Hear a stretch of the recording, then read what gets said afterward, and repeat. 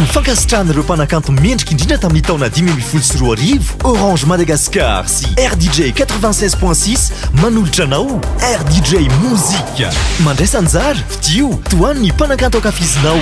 Mozika variété Taraik Samuel.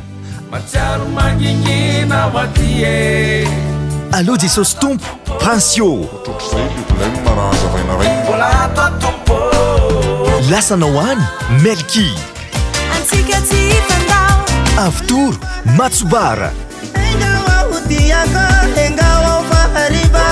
Tsifoeko Midza. Ndray andro tsy hita maso John Wabmar.